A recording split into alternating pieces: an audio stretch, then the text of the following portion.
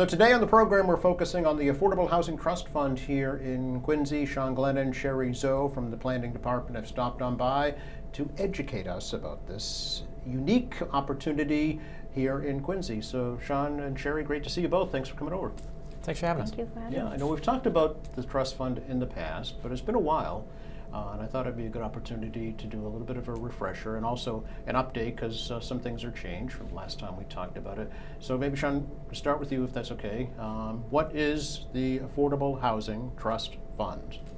Well, it's a committee and a fund that's existed for 25 years now, actually. And the jurisdiction of the trust is any project of 10 residential units or more in which a special permit or variance is needed. That's an important distinction because if a developer comes in and wants to build 10 or more units by right, that means without a variance or a special permit, it doesn't trigger coming before the trust. Okay. But that's really where it comes into play, is where if a developer needs a variance, special permit to build a project, then that's what triggers the trust. And that's sort of what makes up for getting the permit is if you're gonna get a little something extra for more units, then you need to give something back to the city, either in terms of units on-site, off-site, or a fee in lieu of units, which then would be used to create affordable housing somewhere else in the city. Okay. And is it up to the developer to decide if they want to pay a fee or develop the affordable housing? We give them the choice to make a recommendation as to what they would ask for,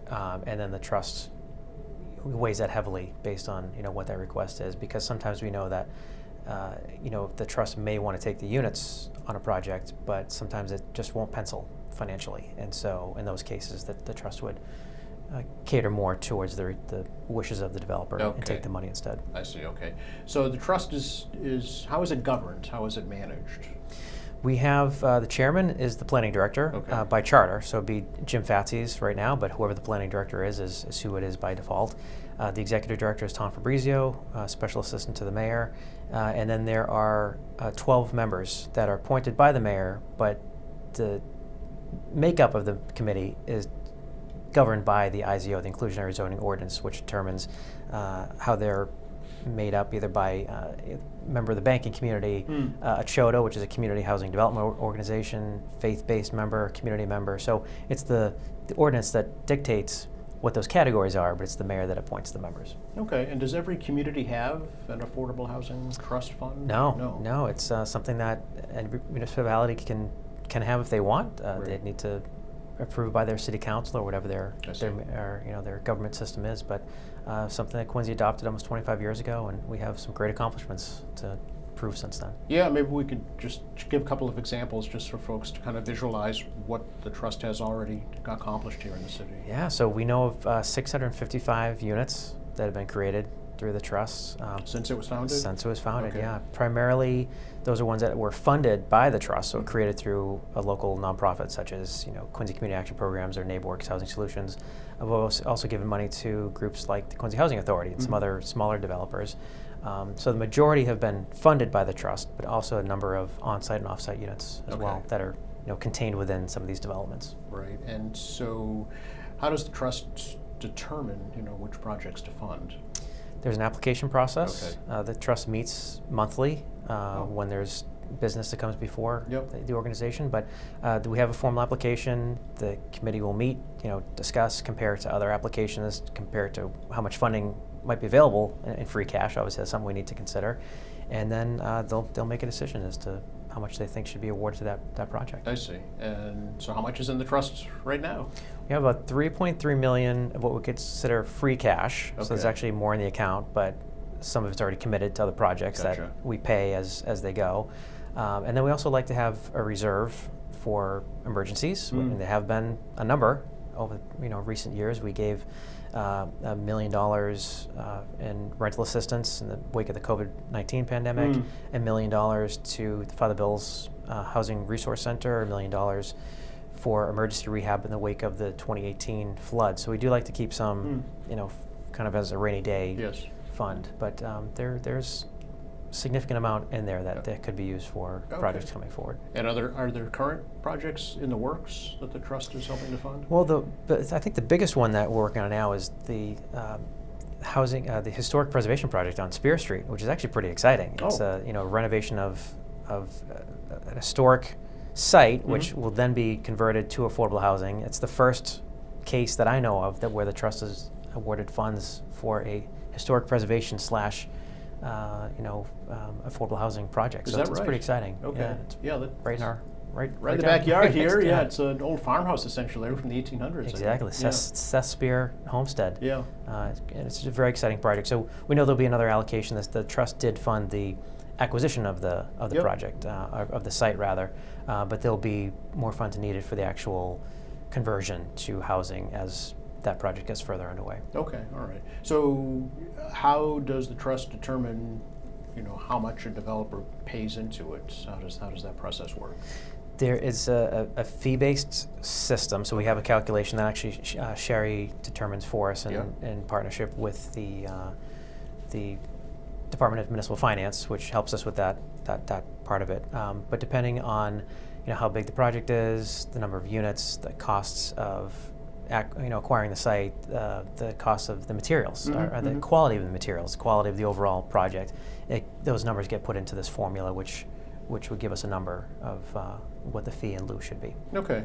And does the trust have to spend the money that it has? Is there a deadline or a timeline or no? No deadline. Okay. No. So over 25 years, money has come in, money's gone out, but Right. there's no sort of cap or deadline on when it has to get out, which is a nice feature actually, because some of these projects are very expensive and it takes time for the trust to build up a reserve. So it makes it very useful when a big project comes through. It gives us the opportunity to fund some of the larger ones. Yeah. Now, when we say affordable housing, what is that? What is affordable housing these days? That's one of the challenges. Yeah. Is that there's really no standard definition. There are different types of affordable housing. All right. But affordable housing is generally thought to be housing in which a tenant is spending less than, it's an income-based program. So we tend to think about people that are making 80% or less of the area median income, which for our area, the Boston, Cambridge, Quincy area, is about $160,000 a year. Okay. And then the affordable housing itself needs to be capped at certain rent limits, whether it's a studio, 1 bedroom, 2 bedroom. So it gets a little bit complicated when we're talking about definitions of who qualifies and what the rents are. Right. But in general, we're talking about people that are making less than 80% of the area median income and are paying rents that are meet the requirements under our income tables as determined by HUD and adopted by the trust on an annual basis. So, and I can add a little to that with specific numbers. Great. For example, the fair market rent for a studio in Quincy as determined by HUD currently is $2,263. So that's the rent that they would consider it's a fair market, that's what they use for the housing choice, not housing choice, excuse me, for the voucher program. Okay. And then for a 2-bedroom rent, it's $2,837. So that's the so-called fair market rent. Right. But for any of the projects that the trust funds, for example, the trust sets a much lower rent limit, understanding the current market in Quincy specifically. For the trust units, we ask for a studio, it's $1,861. That's the limit that the trust sets. Okay. And put it in perspective, for a 2-bedroom would be $2,397. Okay. And so for folks to qualify to get those rents, how do they do that? It would be under the 80% area median income. Okay. And that it depends on the number of members in their household. And is it just for Quincy residents? It's open for anyone that qualifies for under that limit. Okay. So there could be newcomers to the city. Yes. And qualify if they meet that guideline. It really depends on the program. The state, in order to get a unit put on what's called the subsidized housing inventory, which is really how the state determines where we are in terms of meeting our affordable housing goals, it allows us to have a residency, essentially a provision where you can have roughly up to 70% of local residents qualify for a project. Yep.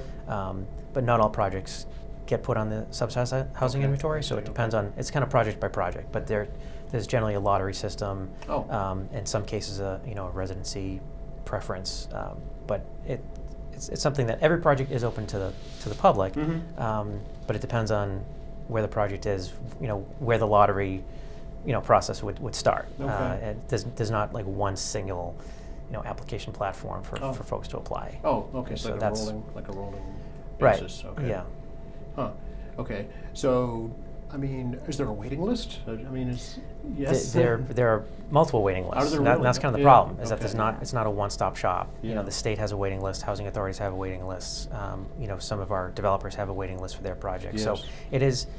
it's a blessing and a curse that there are so many different types of projects with so many different types of qualifications, but it does make it more onerous on the tenant that is looking for affordable housing. Right, yeah, exactly.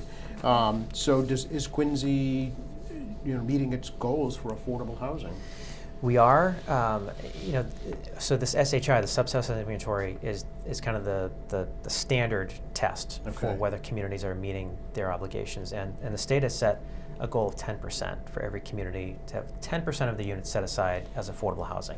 And every 10 years, we get to the 10%, and then the new census comes out, and we fall under, because it shows that additional housing units have been developed, there are more people, and so it's always something that we're trying I to see. eat away Okay. at. So we met 10% under the last census. The new one came out, dropped us now to 9%. Okay. So it's a lot of units, but it's short of the 10%.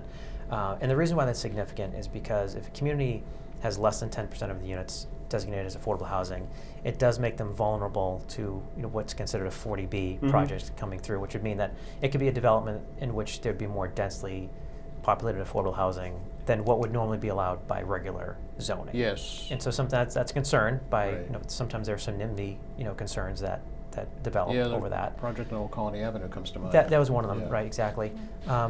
But the 10% is the standard threshold, but there are actually two other tests that can be met, and we actually meet the second one, which is if your total land area has a certain percentage of affordable housing, then you meet that test. Mhm. And the second test is if 1.5% of total land is used as affordable housing, you meet the threshold. And we're actually closer to 3% right now. so We're actually it's- about 60 acres over what we need to in terms of affordable housing. So to kind of put it in that sense, in terms of land area as opposed to units, Yeah. we actually have met that test. Okay. And so it's something that folks can take a little peace of mind knowing that the city could avoid a 40B project if one came up under that threshold. Based on two of the three. Yeah, exactly. categories, yeah. Unfortunately, that's not one that the state keeps track of regularly because Ah. it's a much more complicated threshold Yes. to track, whereas the units are much more easy to Sure. keep track of. Of course, Quincy's basically built out, right? I mean, there's not a lot of open space left to build on, so we're talking about redeveloping existing properties. Exactly. Yeah. I've been with the city for 20 years now in the planning department, and every 5 years we have a consolidated plan through HUD, and we've been using the term "built out" for 20 years now, Right, and yet right. we increased our population by more than 10%. Right. And yet, Well- in the last 5 years, we permitted over 2,000 brand new units. Mhm. So even Exactly. though we're considered built out, Right. And how does that? How are we able to do that, Sherry? Yeah, Yeah. it's a lot of, we see developers oftentimes they combine different parcels Yes. as well to be able to do that. A lot of times if the space allows, sometimes a single family, if you're in the right zone for a multi-family unit, you could possibly build from, even if it's a one single family, you can perhaps build a 5-unit there as long as, everything makes sense for that area. So that's the way really we're seeing the way we can possibly add any units to the current housing stock. And also can go up in certain areas, right? Maybe not out, but but depending on height restrictions. That's right, can yeah. Go up, like in the urban redevelopment areas for certain, right? That's right. Okay. Right. Taking some of those 1 and 2 story buildings and making them, potentially 10 or even 15. And Yes. Trying to keep the retail on the first floor to keep that neighborhood feel in these areas. Right, exactly. So in terms of Quincy comparing to similar sized and demographically similar communities, where does the city stand in terms of affordable housing? We know. I think we're doing more than our fair share because Yeah. although Boston is over 10%, we Okay. know that Braintree is at 9% like we are. Okay. Weymouth is 7.5%. Milton's only 6.5%. Affordable on their SHI. So there's always more work to be done, and even though we've met that second threshold, for example, that doesn't mean we're going to stop encouraging developers to produce more affordable housing, or the local nonprofits, and it doesn't mean we're going to stop investing in it. We know for every unit that we do have available, there are 3 other units that are needed based on income qualifications. It doesn't mean that everybody in the cities are looking for an affordable housing unit, but we know that the need is certainly very great, and so we'll continue to do what we can to encourage new affordable housing development. Yeah. How many more units does Quincy need to kind of meet that 10% unit threshold? Well, we're about 450 to 500 units short under that 10%, but one of the frustrating things for us is that there are almost 20 programs that the state doesn't allow you to count units for. One of them, for example, would be mobile voucher holders. So we know that if a project-based voucher, which there are several that the Quincy Housing Authority uses, those are sites they're specific vouchers for that site. So they're in Quincy, they're going to stay in Quincy. We can count those ones that make sense. They don't allow us to count what are called tenant-based vouchers or mobile vouchers, because it could mean that they might be here today, but they might be somewhere else, another community next year. But for the time that they're in Quincy, we should be able to count those units because they are affordable housing in Quincy. So we know of at least 450 of those units that we're not able to count. So it would only make us about 20 units short if we could count some of those other programs. So that's a little frustrating. It's something I wish the legislature would maybe work on to allow us to count those units. But until they do, we're several short, unfortunately. So once a unit is considered affordable under the guidelines, does it stay affordable, or can it revert back to market rate if that tenant no longer lives there? It all depends on the restriction that's placed on the project. Sometimes, depending on what the program used, funds that were used to fund that project, sometimes there's a 15-year, 30-year restriction on it, or in perpetuity that would be forever. So it all depends. Even on the subsidized housing inventory that we spoke earlier, that is a moving target too. We have units that we add on when they qualify, but there are also units that are currently on the list that might be possibly taken away because the affordability period could expire. Yeah, and does it work the opposite way as well? Like, could a fair market unit become an affordable unit under those guidelines? Absolutely, and that's one of the toolkits that I think the trust tries to work on, is by providing subsidy to some of these market rate projects. In return, we get to place the affordable housing restriction on those. And related to that, I'd like to mention that we are able to add single-family homes to the SHI as well. Those homes that fall under our Office of Healthy Homes, in which they've received housing rehab assistance, we're able to add those to the SHI for the period of affordability that they're on there. So anytime I can make a plug for Office of Healthy Homes, I want to do that, because especially for seniors, I want them to know that we have a program that can allow them to put in a new roof, new windows, siding, electrical updates, plumbing repairs, things that really are might be considered deferred maintenance, but we know can be a burdensome cost, and some things that if the roof's leaking, that's a major thing. Absolutely, it can add to much more serious damage down the road, and so those are things that we can take care of, not necessarily repairs, but replacement. Which is better in the long run. We can do that. For seniors and low-income households, there's no upfront costs to them. We take care of the project, soup to nuts, from bidding out the job to designing it to actually making sure it gets done and closing it out.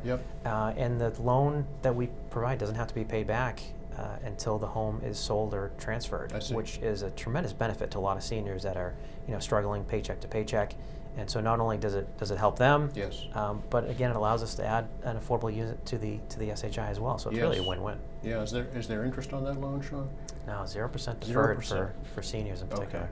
So and it's payable only when the property is sold. So right. If folks want to make payments on it, they're certainly welcome to. And there's some seniors that actually do. They'd rather if they want to leave more of their assets to their loved ones, and they might want to pay that down. Precisely. Right? But they don't have to. They don't have to. Okay, which is key. Right.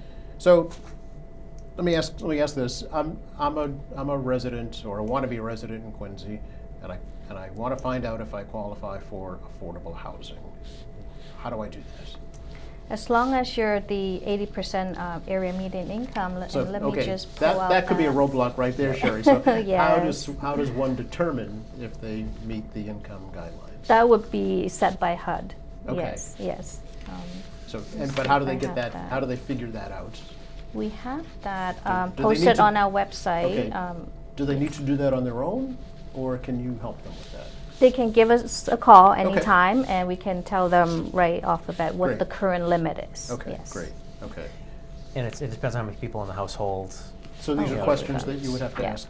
So I have the number now. please. So if you are a household of four, for example, Yep. the limit is 132,300. Okay. If you are a one-person household, the limit is 92,650. Okay. So anything that or below, you would qualify. You will qualify. Okay. Yes. What's the next step then? I found out I qualified. I'm good to go. Now what do I do? Now you talk to us in the office, Yep. and we'll try to direct you to the right places. Okay. And to the right programs. For folks that are perhaps like you looking to buy as a first-time home buyer, we have different programs too that we offer in Quincy. Some through the trust. The trusts do have a stay, the Stay in Quincy program, and then we also have some federally funded programs too. Okay. Yes. And about how long does all that take? I would say we review applications Yeah. usually with 48 hours turnaround. Okay. All right. Yeah, and then with the closing, if you're purchasing a home, Yes. typically within 30 days. Really? Okay. So we work with the lender Yep. that you select, and then at closing, we help you provide the closing costs. Okay. Now, what if over the course of time their income increases, so they're no longer eligible? Can they still stay in that home? Yes, Okay. so we only qualify them at the point of application. Okay. So if they're purchasing a home, the hope is that they do increase their income and increase Sure. their asset and stay at their home. Yeah. Okay. So for a tenant, it's Yes. it's a different situation. It's a little more complicated Okay. because it takes longer to get that unit, and then the income certification actually happens on an annual Oh, I see. basis. Okay. So All and right. if they do go over, and it's a happy dilemma if Well, somebody right, because you they're know, doing better in right, life, right? exactly. And so on a case by case basis, the trust does have the authority to increase Mhm. that limit that somebody could make, at least in the short term anyway, Yep. to give them time to find find another another place, unit, right? Yeah, so okay. that they're not they're not being evicted. Yeah. But the hard part is once you're income qualified is finding a unit and finding a tenant that's going to take you, even Yeah. under like the Section 8 program. Yep. We hear cases, it's heartbreaking, where somebody has been qualified for a unit, but it's on that tenant to find a place, to find a landlord that's going to take them. Wow. And before the subsidy kicks in, it's very hard to find somebody Before it kicks in. yeah, exactly. Okay. So it's very hard to find somebody that sort of that missing piece is that sort of the housing selection tenant assistance piece, which QCAP does a great job. They have some assistants to do that, but Mhm. they're, the need is just so great that it's often the burden is on the tenant to find a unit before the subsidy kicks in, I see. and finding the unit's the hardest part. So there's a local agency called CHAPA, and they have a running list of affordable units that they know of. And so, CHAPA? yeah, CHAPA, Citizens Housing, it's CHAPA.org, Okay. and they have a running list of units that they know of that are available, and maybe lotteries that are happening. Yeah. It's not something we keep track of because locally it's just It's a separate it's not entity. it's a separate entity, Yeah. and there's so many units regionally in, Yes. in the greater Boston area that there are other agencies that do that. Okay. But, I mean, if they're qualifying under the Quincy Affordable Housing Trust, the unit has to be in Quincy, is that? That's correct. That's right, okay. So there's no kind of clearinghouse for just Quincy affordable housing? No, because there's so many Yeah. developments that we oversee that the trust has provided funding for, but then it's up to that nonprofit or the developer Yeah. to kind of run the lottery, maintain those Okay. properties on All an right. annual basis. So you mentioned NeighborWorks, that's one. Right, or the housing authority. Which we is have- its own development company now. Yeah, exactly. Quincy Housing Authority. And Leo Martin, Yes. local business owner, owns a number of affordable housing properties, and so it's those developers will, Yes. will maintain their list and do the appropriate lottery and selection process. Yes. Now, is this, like for veterans, is this separate from like veterans housing, or would they qualify as well? It's not separate, but Okay. we certainly would fund veterans Oh, housing of course, projects if they met the came up. And guidelines. actually, Leo has one that we've done right here in Quincy Center. Yes. The Kylie property. Oh, sure. Is one that we funded through the trust. Okay. But Leo, maintains and operates that project. Sure, sure. Any, I mean, are there current projects that you can list? Or, I mean, the most recent one I can think of is the Watson down in Quincy Point. But are there similar properties that are happening like that? Do you know? I wish we had more Really? Watsons. Okay. That one Yeah. was, I wish we had, for a number of reasons. One is that it was such a large project. Yes. To get that number of units at once is fantastic. Yes. The other thing that's so unique about that, and I haven't seen it anywhere else, is it totally flipped the affordable housing model Yep. on its on its head, where the vast majority of those units are affordable. Yes. It's only a minority number that are market rate, Yes. which is totally the opposite of what we see Correct. everywhere else. Usually, Right. it's the affordable units are in the minority. Yes. And in doing so, there's a little bit of a loophole in the system. I hate to call it that because it's meant to encourage affordable housing, but by doing that project, we're able to count the market rate units on the subsidized housing inventory as well, even though they're not affordable. Really? But it's a way to encourage affordable housing, and actually, we got more affordable units out of that project by scores more Really? than we would In that building? in that building Oh. by doing that. So in the sense that there are market rate units on the SHI. Yeah. The flip is that we got a lot more affordable housing units out of that project. So you'd think a developer would look at that and say, "Oh, I should do the same thing." Right? absolutely, you'd Yeah. think they'd want to, but it was such a challenging, expensive project Yeah. to find that right partnership between that was NeighborWorks, wind development. The stars really aligned on sure. that project, and the property itself was one where it's kind of a derelict old True. building. Yep, right across from the there- shipyard there. Exactly. Yep. Nobody really wanted it. Wasn't doing much for us on the tax rolls. So that was just a win-win for everybody. I'd love to see more of those in the right parts of the city. Yeah. Curious, does this, as you know, the state now has some new affordable housing laws that are on the books now. I'm thinking about the accessory dwelling units. Is that maybe something in the future that could also be considered part of the city's affordable housing conglomerate, if you will, or affordable housing, population? I think we could. It's something Yeah. we're exploring. It's still so relatively new that Yeah. we're still kind of in the rollout phase Yeah. between working with our partners in the planning division, Yep. inspectional services, the MAPC, the Metropolitan Area Planning Council, and the states, kind of trying to figure out what does it actually mean. What does it mean, for yeah. us? And in some neighborhoods, it's going to be tougher to roll those out because they're already pretty densely populated. Quincy neighborhoods. Point's a great example. Yeah, exactly. So I think anything we can do to encourage affordable housing is great as long as it's done in the right place and done respectfully. Of course, to yeah. the neighborhood. It still has to meet all the local regulations. Exactly. Yeah. The trust recently funded smaller projects, not as big as the Watsons, Yeah. but the NeighborWorks came through for 2 recent projects with 34 and 24 units Okay. that we supported. They haven't started construction, but it is in the pipeline. Okay. We have another new one with the Housing Authority that they also came forward for 16 units. So those are expected to be built in the next 2 years. Okay. So it's a lot of these little small kind of piecemealing it together, right? That's right, yeah. It's so tough, though, Joe, Yeah. to develop affordable housing because these nonprofits really can't compete with the private developers. No, how could they? Yeah. It takes so long to get the funding lined up where they're just not as nimble as a private developer that have the cash They on have to hand. wait, It can just they can sign an agreement the next day Right. as soon as the property becomes available. And so it's much harder for the nonprofits. So you end up usually seeing smaller projects and smaller developments because that's really all they can do.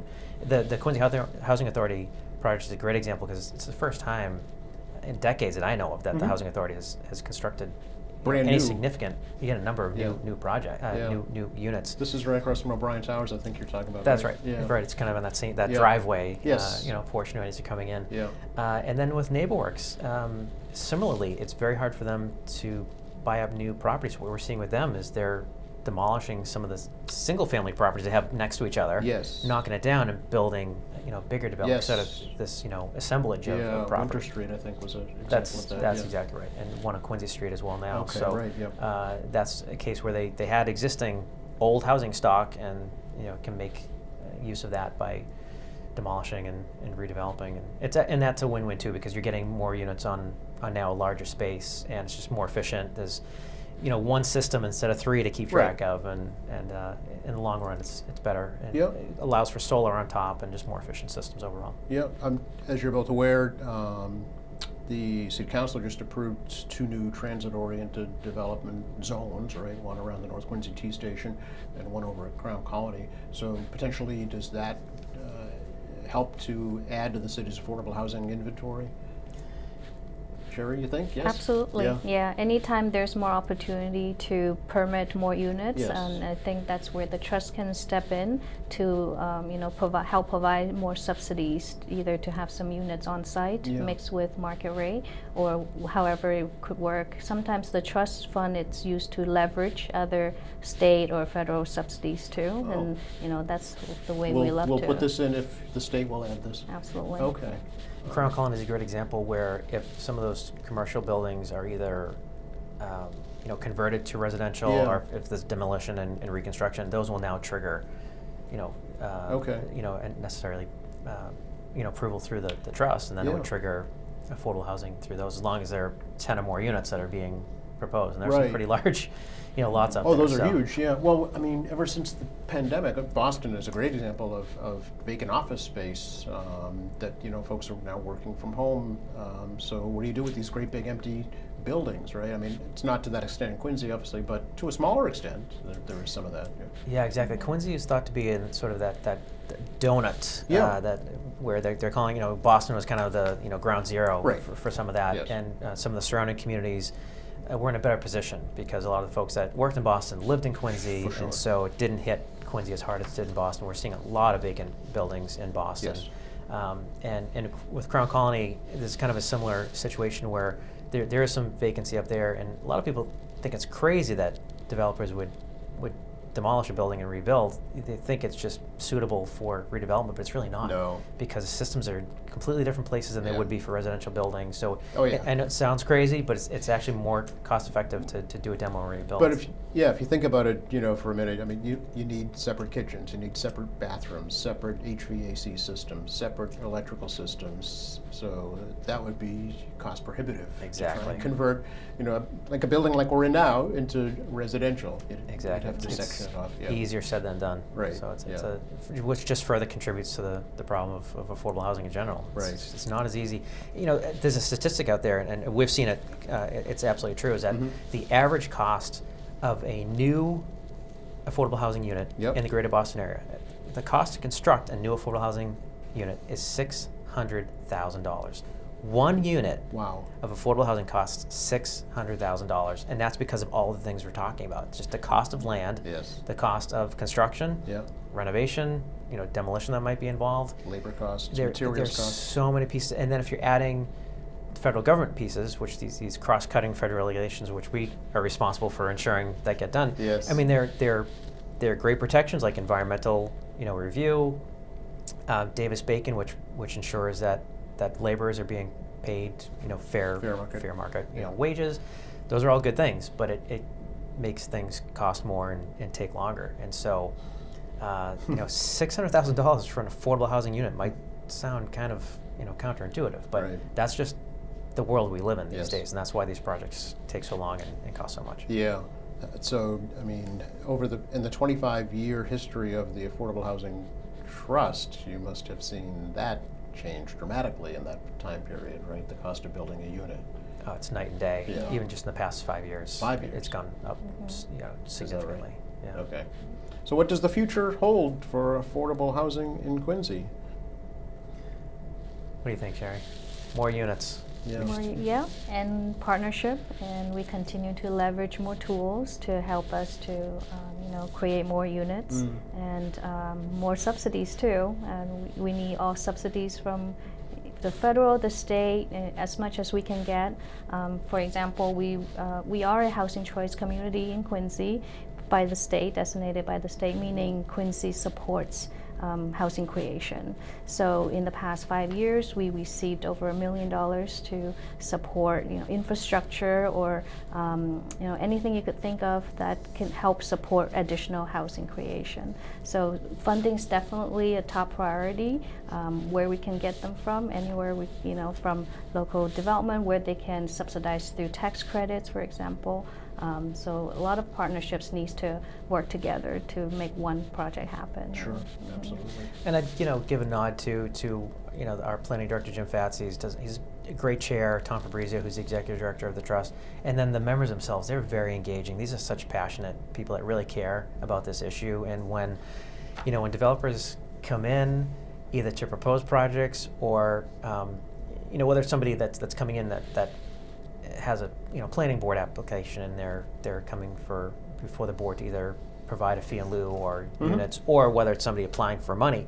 Our members really do their homework, and they're not afraid to grill some of these people when they come in and ask them pretty tough questions. Sure. and ask them even about leveraging. They're saying, well, if you're asking for this much from us, what are you putting in? Yes. And what are the partners? Yes. Have you lined up? And if it's a developer coming in, they're not afraid to say, why can't you put these units, on site? Why doesn't it pencil? So we have a really great, just very engaging, very passionate group of people, and want to give credit to them too. Absolutely. Yeah. Yeah. And they're volunteers. They don't have to do this. That too. But just Yeah. shows how much they care and how much they want to be there. Care about their community, about the city of Quincy, Absolutely. right? And about the people that live here, trying to make it as affordable as possible. Absolutely. Before we wrap up, I want to mention again the Office of Healthy Homes and those programs because those are important. Those are existing right now. And Sherry, for folks who want to learn more about first of all, what are they and how do they learn more about them? Sure. We offer a variety of programs to help folks that wants to come into the city to purchase their first home. So we have first-time home buyer assistance. We also have funds to help repair their homes. If they're under the 80% area median income, they can apply to the program for loans to help repair their homes. And then we also have a new pilot program which is supported by the trust fund for seniors to stay in their home. It's called Aging in Place. Okay. And then we have the lead abatement program Yes. for children under 6, families with children, to help them live in a home that is less safe to them. Yes. So aging in place, I'm thinking things like accessible ramps, grab bars, Yes. easy Yeah. access showers, things like that. That's right, yes. Okay. We work with occupational therapists Yes. to modify any needs that they might need. It could be for their health reasons too. Okay. Recent projects we did as minor as just switching their door handle from a round grab door handle to a lever handle. Yes, I appreciate those now, actually. Yeah, yes. So very minor repair, but making big impacts for the seniors. Super. And I want to yeah. give a pat on the back to Sherry for that too, because that was a federal program that we applied for twice, Okay. and just barely missed the cutoff. Oh, is that I mean, right? We scored so high; we were only just like a couple of points shy Yeah. of meeting that. And she said, I really think this is something we should do in Quincy, and so we turned to the trusts and asked them for the funding instead of the federal government Okay. and the trust members. And again, I want to thank them for their Yeah. support. That's really a win-win, because now actually it's great for us because we don't have the same federal regulations that Yes. we would have had to comply with if we got the federal grant. So it Yes. actually worked out pretty well. But she did yeoman's work to get that program through, and I'd love to see people take advantage of that program. Good job. Yes. Good job. All right. Anything else we should add right now, do you think? Reach out? Yeah, reach out, let Yeah. us know what more we could do. Okay. We want to hear Absolutely. from the folks too, and if learn what we are doing, and then tell us what more can we do. Okay. Yeah. Good number is 617-376-1363, or the City of Quincy's website, and the Affordable Housing Trust has a tab Correct. that folks can go to. That's right. Thank you both. Thanks for Thank the you so much, opportunity. Joe. Oh, very, very good information, and we'll have you back for an update too. Look forward to it. Thank you. And thanks for watching us here at AM Quincy. I'm Joe Catalano. We'll see you next time.